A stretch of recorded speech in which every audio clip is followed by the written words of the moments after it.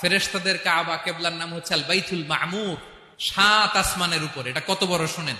বিষ্ণু বলেন প্রতিদিন এই আল বাইতুল মামুর ফেরেশতাদের মসজিদে 70,000 ফেরেশতা ইবাদতের জন্য চান্স পায়। একবার ঢুকে যে বের হয়ে যায় কিয়ামতের আগে দ্বিতীয়বার আর তারা চান্স পাবে না। ওইটা শেষ। এরপরে সিদরাতুল মুনতাহা, সীমান্ত বৃক্ষ, এটা আরো বড় একটা বিশাল বড় বরই গাছ আল্লাহ বানাইছে। ওয়া ইলাইহি ইয়ানতাহি ইলমুল মালাইকা, ফেরেশতাদের জ্ঞান সীমানা ওইখানেই শেষ। এর উপরে কি হয় ফেরেশতারা আর জানে না। সিদরাতুল মুনতাহার এরিয়া শেষ, এরপরে শুরু হয় আল্লাহুল মাহফুজ, কোরআনের বাড়ি। এটা মিন দুররাতিন বাইদা, সাদা ঝকঝকে ডায়মন্ড দিয়ে আল্লাহ বানাইছে। আমাদের সবার তাকদীর ভাগ্যলিপি ওইখানে লেখা, কি হবে না হবে। কোরআনের বাড়ি ওইটা। ওইটা শেষ, এরপরে শুরু হয় লা জামান লা মাকান এরিয়া। ওইখানে কোনো জামান নাই, মাকান নাই, no time no space area শুরু।